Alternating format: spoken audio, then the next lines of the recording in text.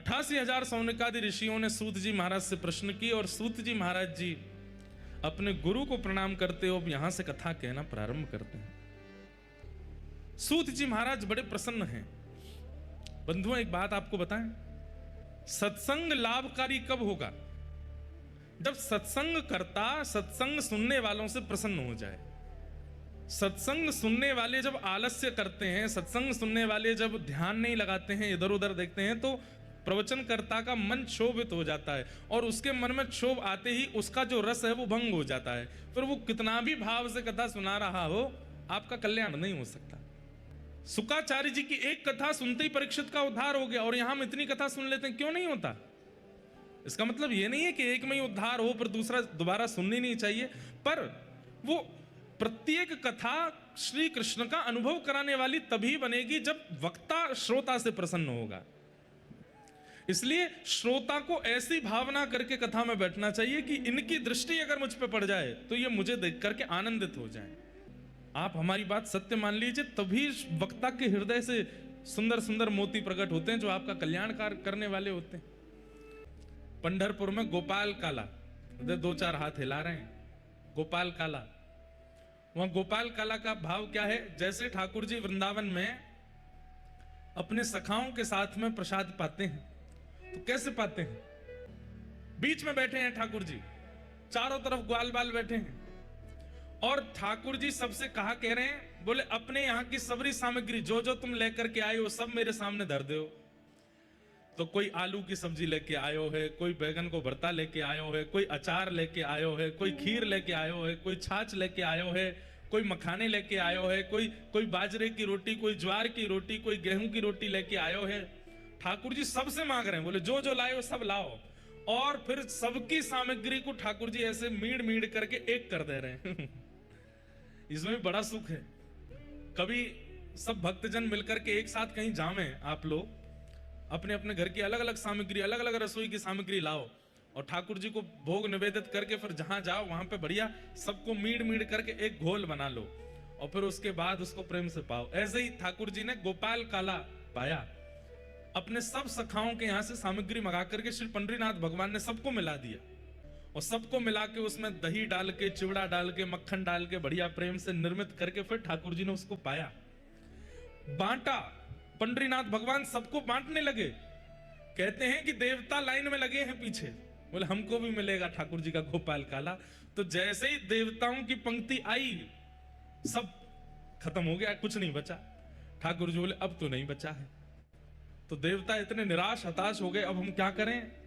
तब देवताओं ने आपस में मीटिंग करी, बोले कि भैया अमृत तो मिल गया था हमको, लेकिन ये ठाकुर जी के अधरामृत का महाप्रसाद नहीं मिल रहा है, इसके लिए क्या करें?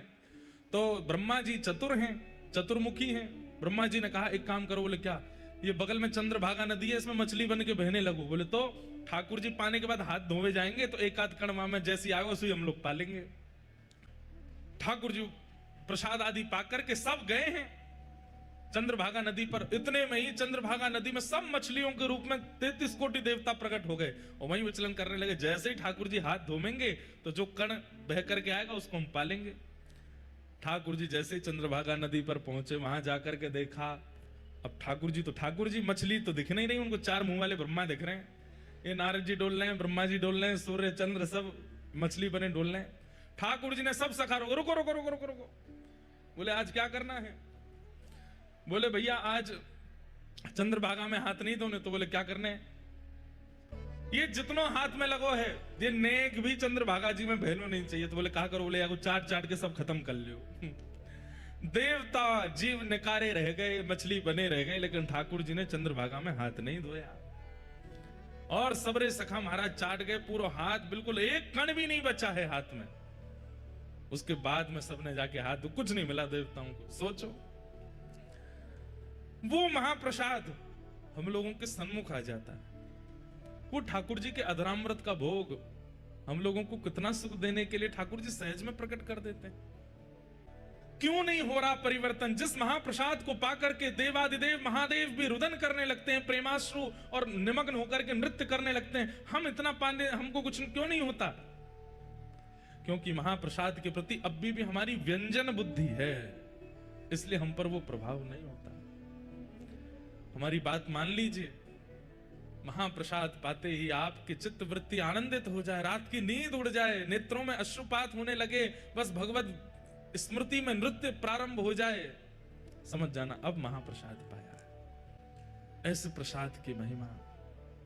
तो महाप्रभु जगन्नाथ जी तो हम पे बड़ी कृपा कर रहे हैं।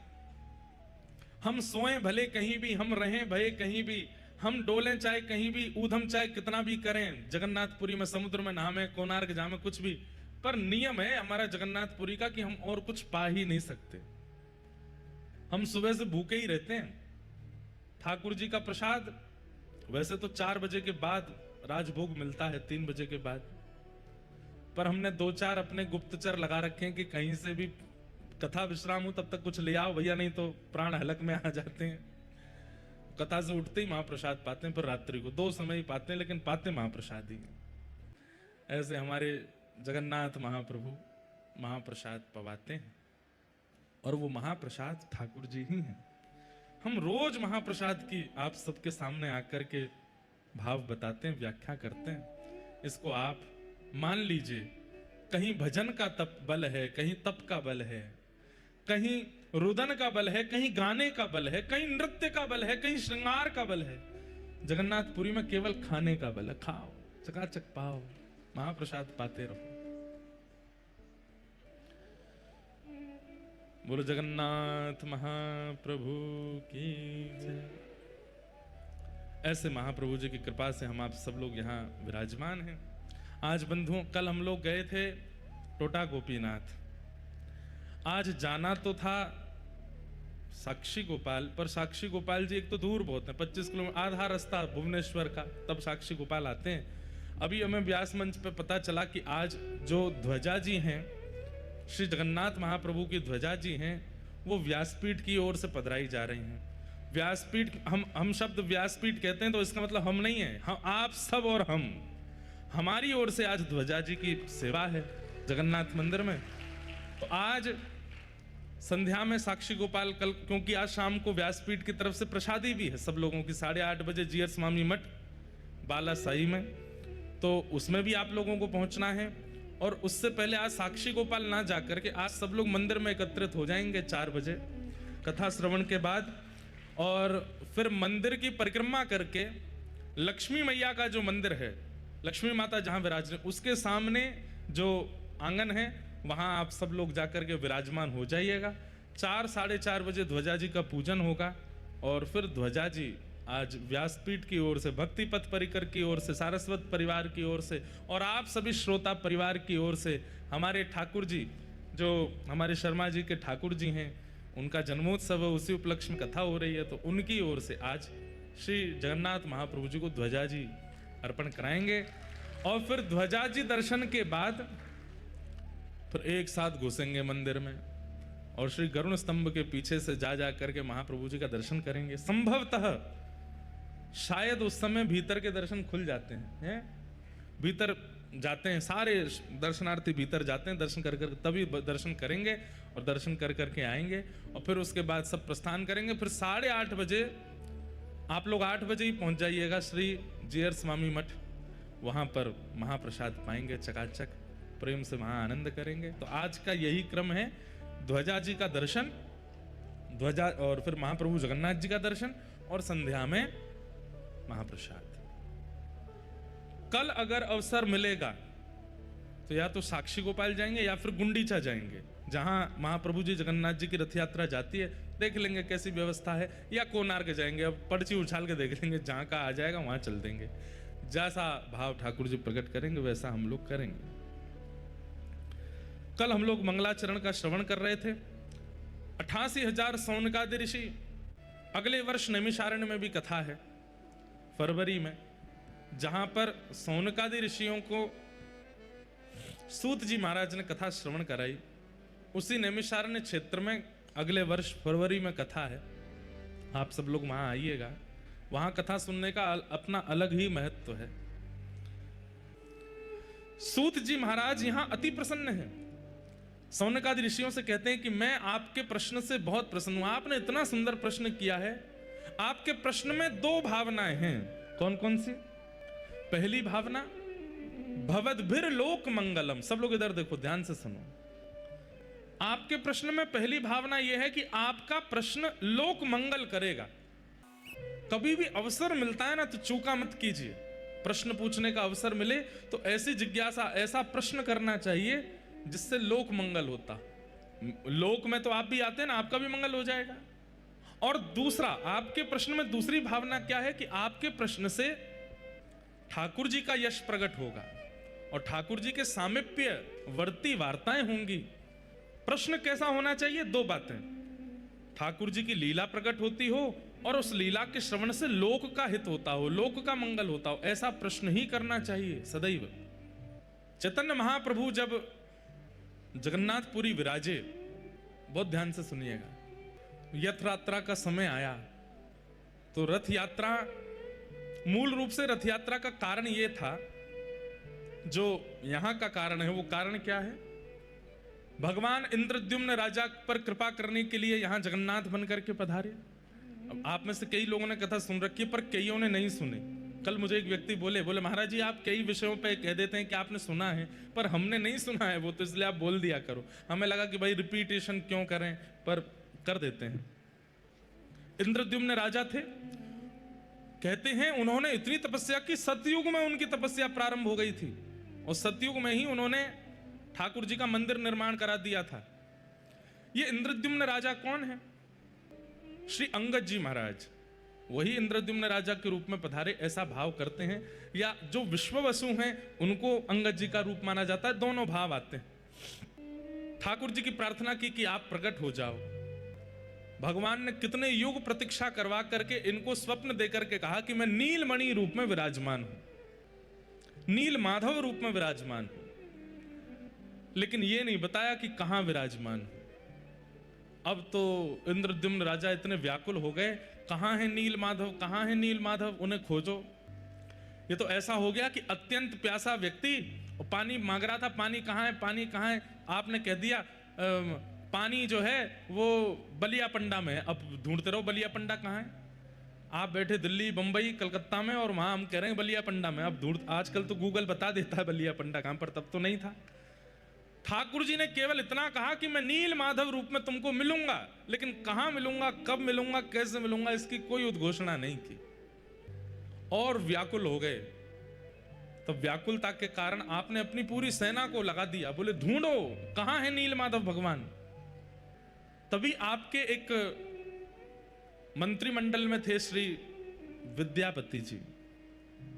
वो विद्यापति भ्रमण करते करते करते करते एक बीहड़ जंगल में, जहां पर सबर जाति के लोग रहते हैं, जिन्हें कोल भील भी कहते हैं, वहां पहुंच गए। तभी वहां आपको एक परम सुंदरी ललिता नाम की कन्या दिखी। ये ललिता कौन है? ये विश्ववसु सवर की पुत्री थी और विश्ववसु सवर के यहां ही नीलमाधव भगवान थे। देखो ठाकुर जी कैसी लीला करते हैं, अपना परिचय अपने आप ही कहीं ना कहीं से ठाकुर जी करा देते हैं, लेकिन परिश्रम आपको करना पड़ता है उनकी प्राप्ति के लिए। तो विद्यापति जी जैसी ललिता से मिले, ललिता इतनी सुंदर थी कि दोनों का प्रेम हो गया। ललिता ने जाकर के अपने पिता विश्ववसु जी से कहा कि मैं तो इनसे ही ब्याह करूंगी। विश्ववसु जी बोले ये ब्राह्मण हैं, हमको स्वीकार करेंगे? विद्यापति जी बोले नहीं, मुझे स्वीकार है। और ललिता जी का विश्ववसु जी से ब्याह हो गया। तभी विश्ववसु जी ने अनुभव किया कि रोज इनके ससुर जी, विद्यापति जी ने अनुभव किया कि इनके ससुर जी विश्ववसु सवर वो रोज सुबह कहीं जाते हैं और जब लौट करके आते हैं तो कस्तूरी, चंदन, कपूर, केसर की अद्भुत सुगंधी आती है। खोज तो चल रही थी नीलमाधव भगवान की।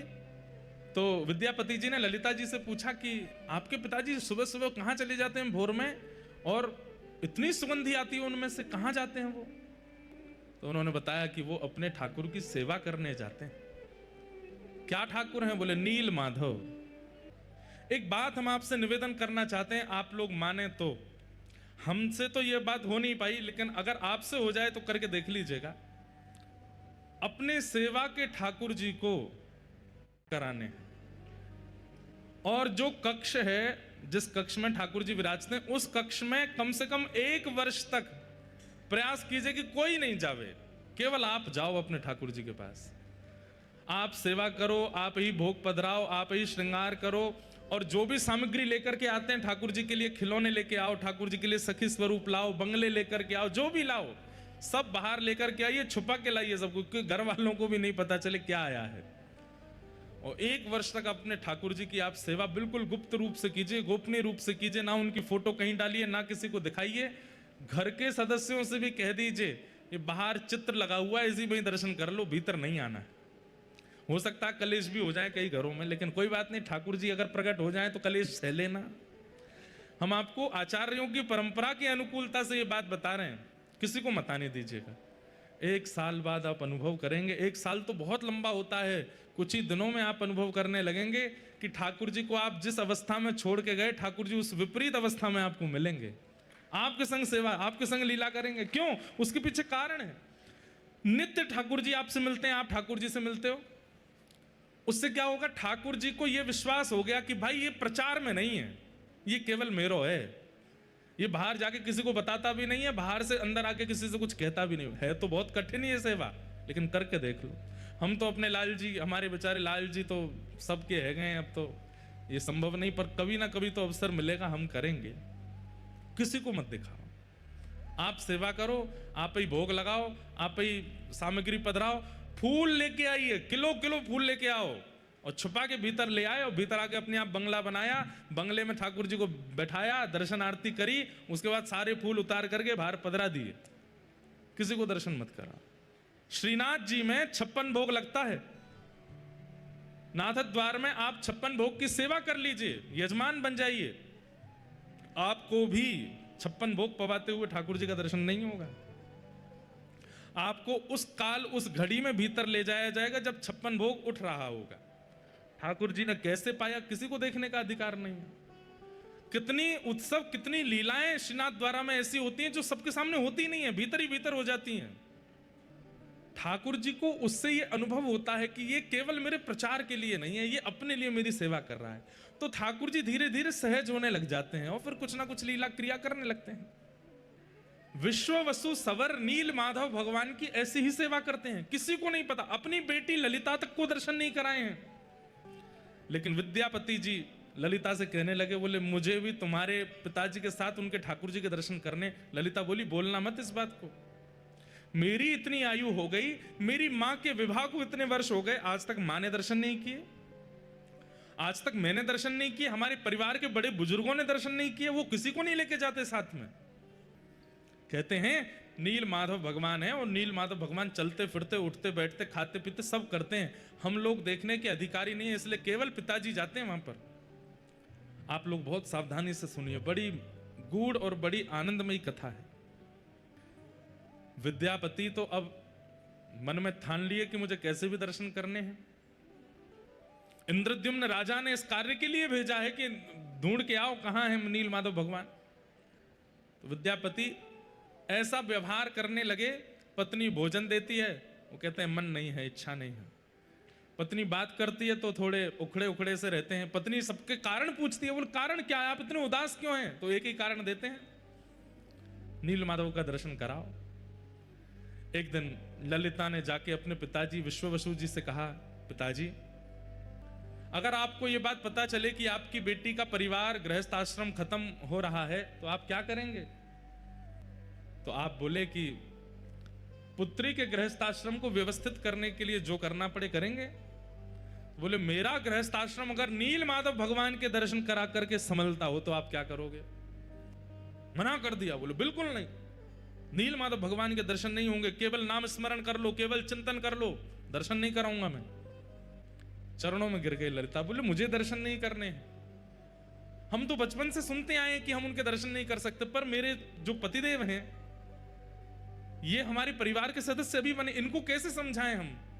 ये मुझसे बात नहीं करते, भोजन नहीं पाते, कुछ भी नहीं करते, आप कृपा कीजिए ना पिताजी, इनको दर्शन करा दीजिए। अनेक दिनों तक तो विश्ववसु मना करते रहे, लेकिन एक दिन पुत्री पर बहुत दया आ गई और नील माधव भगवान को कृपा करनी है, इसलिए उनके मन में भावना आ गई। बोले चलो ठीक है, तो दर्शन कराते हैं, लेकिन आंख पर पट्टी बांध के ले जाऊंगा ताकि रास्ता ना देख ले, नहीं तो रोज रोज पहुंच जाएंगे। विद्यापति बोले आप तो बस दर्शन करा दो। वो ठहरे विद्यापति, उनका नाम ही विद्यापति है। कहीं कहते हैं धान, कहीं कहते हैं सरसों की पोटली अपने कमर पर बांध ली और उसमें छेद कर दिया। और सुबह जब निकले हैं, विश्ववसु ने आंखों पर पट्टी बांध दी है, लेकर के जा रहे हैं नील माधव भगवान का दर्शन कराने के लिए। सरसों गिरती जा रही है, आप जैसे ही ऊपर पहुंचे, जाकर के पट्टी खोली महाराज, आहा नील माधव भगवान का दिव्य स्वरूप। दर्शन करके आनंदित हो गए। बोले चलो हो गए दर्शन, अब वापस चलो। वापस लौट करके पुनः पट्टी बांध करके लेकर के आए। कुछ दिन प्रतीक्षा करते रहे। विद्यापति बोले अभी पौधे उग जाएंगे, उसके बाद तो रास्ता तो मिल ही जाएगा। लेकिन रास्ते के पीछे पीछे जाकर के जब नील माधव भगवान का दर्शन करने लगे, आप अति आनंदित हो गए। आपने तुरंत इंद्रद्युम्न राजा को खबर पहुंचवा दी कि महाराज नील माधव भगवान मिल गए। युगों से चली आ रही प्रतीक्षा इंद्रद्युम्न राजा की अब पूर्ण होने वाली है। आनंद के साथ नाचते गाते हुए इंद्रद्युम्न राजा आ रहे थे। तभी क्या हुआ, कहीं कहते हैं नील माधव भगवान अंतर्ध्यान हो गए, कहीं कहते हैं देवता उनको लेकर के चले गए। क्योंकि वो जो रास्ता बनाया था सरसों डाल करके, वो देवताओं को भी तो पता चल गया था। सोचिए, नील माधव भगवान की ऐसी सेवा विश्ववसु कर रहे थे कि देवताओं को भी नहीं पता कि वो कहां है। लेकिन उस सरसों का मार्ग देवताओं को भी मिल गया, तो कहते हैं देवता ले गए नील माधव भगवान को। इंद्रद्युम्न राजा आकर के कुंपित हो गए। सवर लोगों से युद्ध छिड़ने ही वाला था, तभी आकाशवाणी हो गई।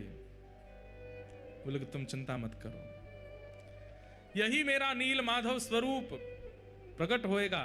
बोले कहां जाओ? बोले चक्र तीर्थ पहुंच जाओ और वहां पर प्रतीक्षा करो। दारू ब्रह्म के रूप में मैं आऊंगा और तुम्हारे द्वारा सेवा स्वीकार करूंगा। अपनी पूरी सेना लेकर के इंद्रद्युम्न राजा चक्र तीर्थ पहुंचे।